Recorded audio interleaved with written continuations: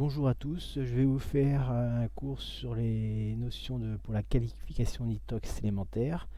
Donc en premier lieu, je vais vous présenter le sommaire de ce que nous allons voir sur cette vidéo.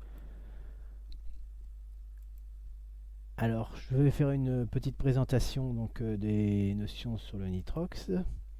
Ensuite, nous allons voir l'intérêt que peut apporter les plongées au nitrox.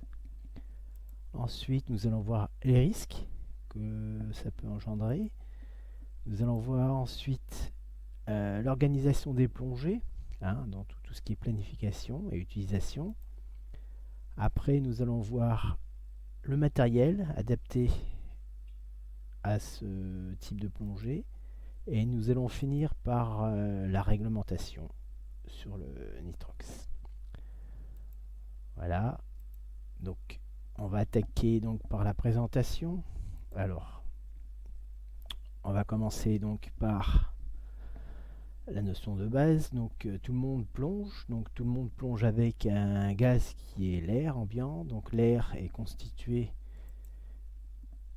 principalement d'azote, donc à 78,08. Ensuite, on a un complément en oxygène à 20,95. Plus quelques petits gaz rares qui sont l'argon à 0,93 et le dioxyde de carbone à 0,038. Alors, communément, on va arrondir toutes ces valeurs en azote à 80% et 20% d'oxygène. Alors, dans quelques exercices, ils arrondissent à 79 et 21. Mais dans les exercices, les valeurs sont données à la base si les valeurs doivent être arrondies. Donc ça, c'est l'air. Donc le nitrox, c'est quoi? Eh bien, tout simplement, on va enrichir ce gaz respiré avec de l'oxygène.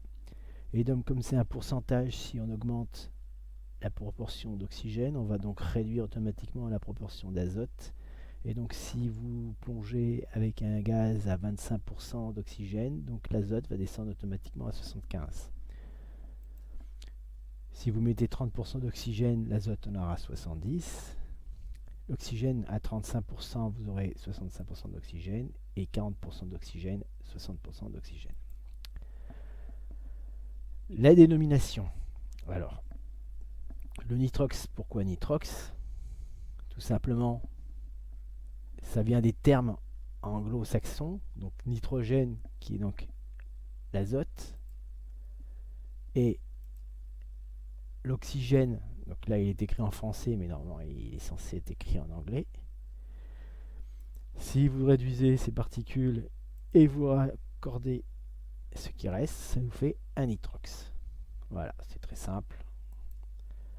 Ensuite, ce nitrox, comme vous avez vu, il y a plusieurs façons, plusieurs mélanges et plusieurs gaz possibles. Donc il va falloir l'identifier. Donc à partir du moment où le gaz qui est utilisé est supérieur à 21% d'oxygène, donc ce n'est plus de l'air, on doit l'appeler nitrox. D'accord? Donc ensuite, il y a une spécification. C'est en premier, il faudra marquer le pourcentage d'oxygène.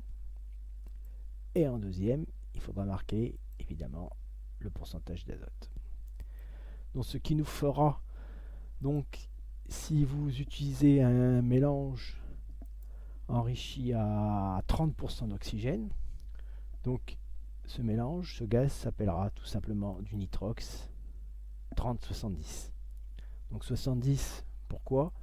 Tout simplement parce que comme c'est un pourcentage, donc si vous faites 100 moins les 30% d'oxygène, il vous restera donc 70% d'azote.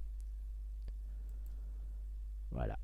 Donc je vais arrêter la vidéo ici. Sur la prochaine vidéo, nous allons étudier l'intérêt de plonger au nitrox. Merci, à bientôt.